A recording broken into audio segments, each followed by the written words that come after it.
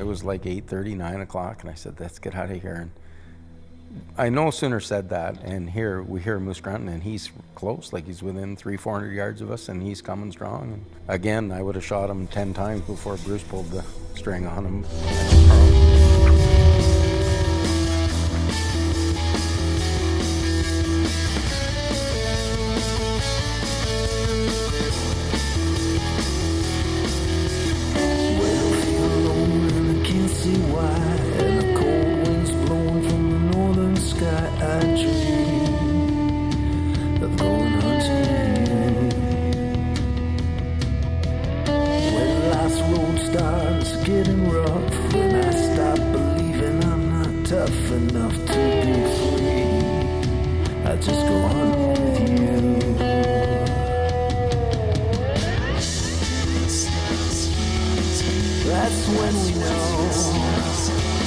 That's when we go,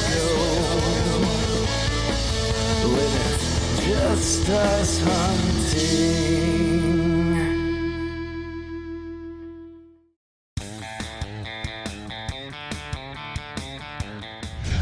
2010 brought us to a new area, and being in the helicopter business, I know a lot of people in the business, and I know a lot of people that work for the M&R, all the pilots. I've worked with pretty well all of them that fly for the M&R, so there's some inside information that's available to me that wouldn't be available to some of the people, and I know the guys that do the moose surveys and that, and not to say that that's where the moose are come hunting season, but they give us some good pointers on where to go and contacts on how to get maps and who to talk to, and it's really helpful, and they did help us out big time. We're going to this spot, and we've had great reviews of this spot. Mind you, where we're going now, totally unknown to us, and the information we're going on is 10-year-old information. People that have been there haven't been there for like 10 years. You look at the aerial photo maps and you look at topo maps, and they're showing you roads and that, but it's 10, 15 years ago, and some of these roads are choked right off. You don't know what you got till you get there. So we're really anxious to go in there, and we have visions of grandeur. We really do. It's a hell of a long trip. It's 24 hours. We do 12 hours one day, 12 hours the next day, which means we're leaving at 4 o'clock in the morning because we have 6 hours of setting up camp, and we're racing against time. We don't want to do this in the middle of the night. Getting antsy to get to the campsite, get it all set up and everything. Hopefully we could probably get 75% up and then finish off the remaining tomorrow, and then head out in the afternoon and scout around and get some tree stands out and maybe get some hunting in. I'm looking forward to the next couple of days. Yeah, no wind. It's gonna be good. Yeah. Kind of exciting, a new area. Yeah, that's the thing. And then probably get some good potential fishing areas, and I'll have to show Rick how to fish again probably. Yeah, I appreciate the lesson. Thanks, Gary. You can show me how to do the fish, I'll show you how to do the moose. Okay. It was so close to the other area where we went that we knew the terrain was going to be the same. It's Jack Pine and hills, same as the other territory. We were hopeful that there was enough access for us, because that's typically the worst thing for us, is getting into an area that we haven't got the roads to travel, because we do hunt vast areas. So we finally get up there, and as we're driving down, we have about 7 different spots, potential campsites that we are going to check out. 1, 2, 3, 4, 5, and 6 are full.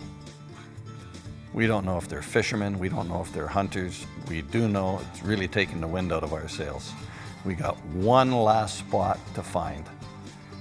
We're 125 kilometers off the highway.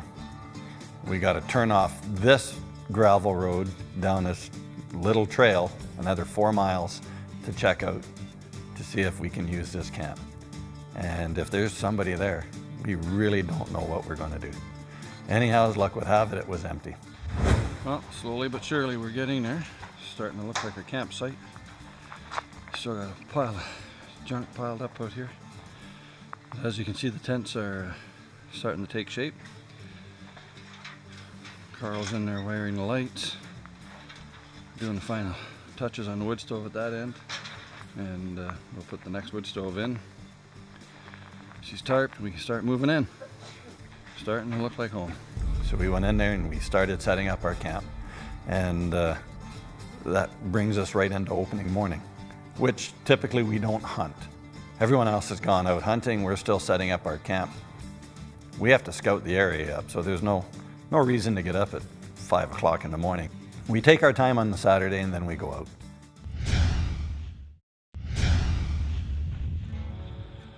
What do you got to say for yourself, Gary? Not too much right now. Other than the fact that you forgot to set the alarm and it totally ruined our moose hunt. Yeah, I'll take all responsibility for that. Of course, I'm only just part-time help here, so take all the responsibility. But we're going back out to scout and see if we can find any other signs. I seen a narrow bridge sign yesterday. An arrow bridge. Narrow bridge. Oh yeah? That was a good sign. Saturday afternoon, I believe we all had either a spot or a tree stand hung. We were ready to hunt.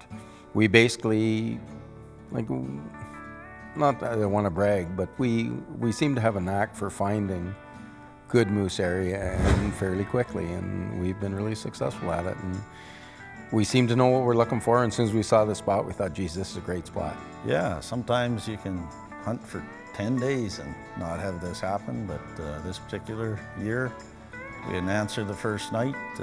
We had to leave, it was getting dark. Next morning, he answered and came right in. It was like 8:30, 9 o'clock, and I said, let's get out of here. And I no sooner said that, and here we hear moose grunting, and he's close, like he's within 300-400 yards of us, and he's coming strong. And it's probably some of the best footage we've got on a moose. Like he's in and out of the trees. He's there a half an hour probably before we get an opportunity to shoot him. And again, I would have shot him 10 times before Bruce pulled the string on him.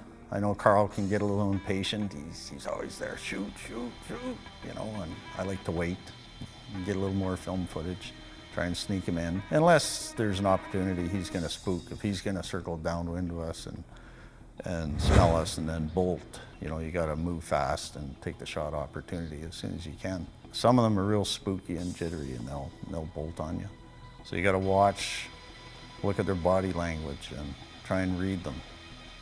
And the ones you think you can pull in close, well, why not try and get them in closer? That's half the fun of it, is bringing them in close. But in a case like that, he didn't suspect anything. He thought there was a bull there or a cow. He was totally convinced, and he was just gonna do nothing but come closer and closer and closer. In this case, yeah, I think we try to remember how we enticed him in the last little bit, just with some little bull grunting. And often that'll bring him right in close. And he was 4 or 5 yards away when he got shot.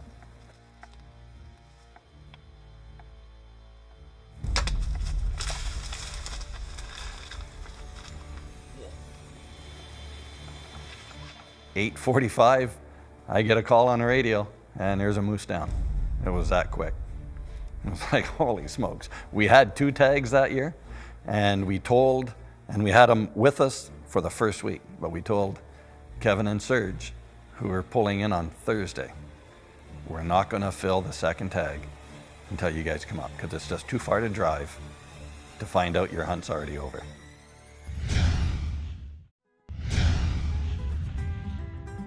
Well, folks, thanks for watching the first complete season of Just Us Hunting. I hope you enjoyed watching it as much as we enjoyed making it.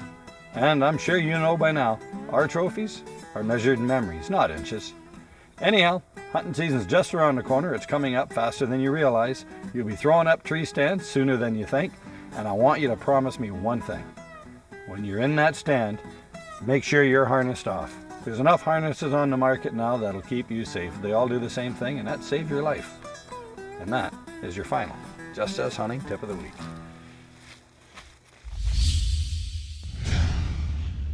Brewster, Yes, sir. what are you doing? What am I doing? What does it Yeah, look and like why? Why? They're cutting the back straps off. Okay. How's Who's- their taste? Who's moose? It's all of our moves. All of our moose. How far did it run? 60 yards, I guess. Yeah? Went up the hill. We watched it go up the hill, stand there, and just fell over like a sack of potatoes. All within sight. Yeah, I watched the whole thing. Yeah. It's the typical workforce that you have to put forward to process that meat. So we got the camp prepared. We got the moose obviously quartered and brought back to camp. The following day, we got the meat processing line going. We cut and wrapped it. It was put in the freezers, and we had what we don't normally have: time to scout. The hunting part of my hunt was over because I don't stay for the second week. So after that, it was cutting moose and driving around and relaxing. I guess I like to travel a little slower than the other guys. So if they go this way at 100 kilometers an hour, I go this way at 30 kilometers an hour.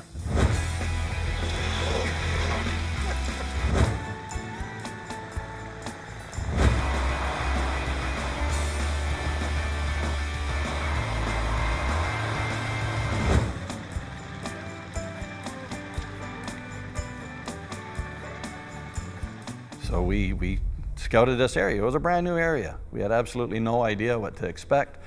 And we put a lot of miles on. We did our homework. We could have closed the deal maybe on a second moose, but we said we weren't going to shoot another one. Carl and I came upon a nice bull while we were out scouting. And we just left him be, made a good mental note where he was, found an area, trying to find a spot where the boys can set up there too.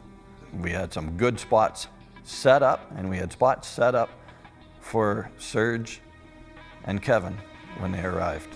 And Thursday, I believe, they pulled in like 11 o'clock at night. During the course of the first week, someone will make a trip out till they get cell phone range, and they'll call and leave a message at the house, and they'll say, we're so many miles up this road, turn right, go 6 kilometers, turn left at the pine tree, look for flag and tape, and that's where we are. So when you're traveling in the dark, you don't see any of that kind of stuff, and eventually you find camp. Kevin typically sleeps in the following morning, but I don't know if he did that. And I was hunting with Kevin that morning. Serge was hunting by himself. We were all ready. It was a nice morning. There was no wind. We were calling, expecting great things. After about 10 minutes, I give a soft call because it's first thing early in the morning.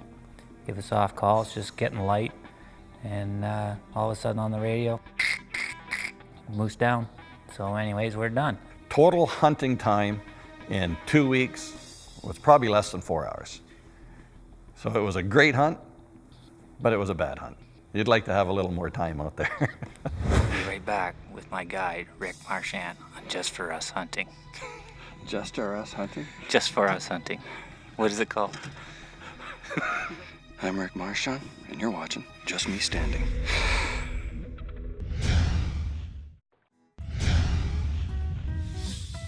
I remember this one time before I had my hunting license. Dad used to take me out all the time to his hunting spot just to watch, and this one morning we went out, it was pitch black, and he just about clotheslines me, and we looked down and there's a skunk right in front of us. Something we still laugh about to this day, and it's something I'll never forget. Are you there, Rick? The radio crackles. It's like 8 o'clock in the morning. The next moose was down. The morning it happened, we were calling, and it was only about half an hour into the calling that we heard this moose, and he was coming fast, and over the hill he came, and it was getting almost down to closing the deal, and Bruce says to me, the batteries are going dead on the camera, and I'm like, oh, you gotta be joking. So I had the camera bag on my tree, he's got the camera, so I'm rooting, trying to get him batteries, and got a battery on, and basically the camera shuts off, the camera turns on, and there's the moose. Like, it was right there. We just about missed it. But he come a lot faster than we thought, and some may think it wasn't a very ethical shot, but it was only 16 yards, and he was just at a steady walk and shooting 300 feet per second. It's not rocket science.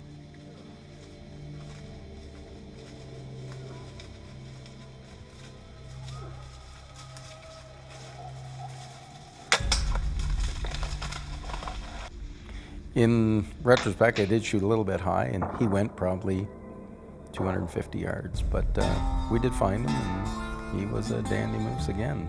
Not quite as nice as Bruce's rack size, but body size almost the same. Right on. There, guys. Shot another nice bull.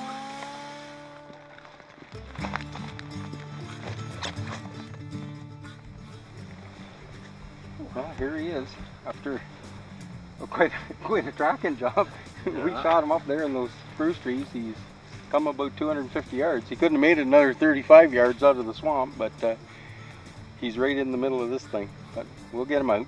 We got a cable and a winch here now, and see how good that really is.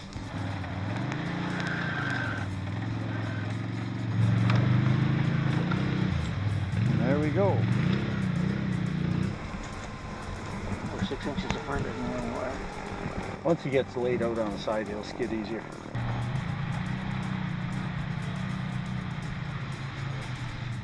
We may get lucky, but it's just, it is, I think it's a large part of luck.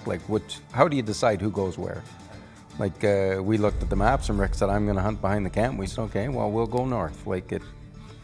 It's like luck of the draw shooting the moose from year to year with Bruce videoing and me shooting, or I'm shooting and Bruce is videoing. It's what happens. That was it. Yeah, I felt bad for Kevin. Basically drive all that way up and had probably an hour or two hunting out of the whole week, but he never complains about it, at least not to me.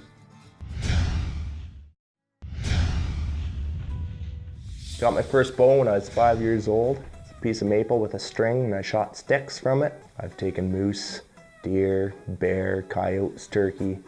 I hunt it all. My off seasons are spent looking for antlers, deer trails. As soon as the snow's off the ground in the spring, I'm in there with my GPS, marking off trees for tree stands in the coming fall. And my dream hunt, I'd have to say, would be Africa for plains game. From the ground with my bow, spot and stock. I think that would be awesome.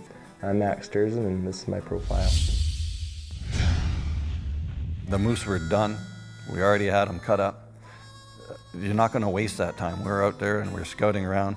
The really nice thing that we've never been able to do before that is to sit down and have a bonfire in the evening. Because usually when we come back, you're making supper. By the time you have supper, you'll have a drink and then you go to bed. You're tired. You've put a long day in. But it was an enjoyable vacation. It was a really great holiday because we're now able to do things that typically we couldn't do. So I says to Rick, I says, come on, take me fishing. So he says, all right. So the two cripples get into the canoe. And so anyways, I'm running the motor on the back, the trolling motor, and he takes me out fishing, and we're just trolling along. And bang, I get the first fish. I get a bite. Anyways, hey, I got the first fish. I got the first fish. And I get it up, and he says, oh, Kevin, just bring it up beside the boat here. He says, I'll get it for you. So I swing it around so he can grab it. He grabs it, takes it off the hook, throws it back in the water, and says, no witnesses. So anyways, but we finished the rest of the day catching some pickerel, and we had a nice feed of pickerel that night, but it was a good week. We had a few issues, but it was at the end of the hunt. It was after the whole hunt. We were actually leaving. And prior to leaving, Serge went out one day. He was going for a bike ride. He was going to do some scouting. He comes back. He says, guys, we got a bit of an issue here. Well, what is it? The road's gone. And it was literally gone. It was a good thing we had a bit of time because we needed it to fix up this washout. It was a serious washout on the road. You should have had an excavator to fix this thing. We had vertical banks 6 to 8 feet high. We had to shovel them down to ramp it all, and it was a lot of pickaxe work. Well, we kind of scratched our head a little bit, but it was still early. We weren't leaving until Friday, and I think this was Wednesday. So we got a couple shovels out, started digging the road down. So we dug a ramp on both sides, got our trucks through it, seemed to work fine. We kept fixing it up over the next few days just to make our journey out a little easier, because we were towing these big honking trailers with lots of gear. Kevin's trailer is, I think it's 18 feet. These things are fully loaded. There's a couple tons on these things. Carl's trailer is 22 or 25 feet long, and we got to pull all our stuff through there. Here comes the biggest of our trailers, but it does have a lot of ground clearance, so it should be a non-issue with this load. Shouldn't have any problems here with this one.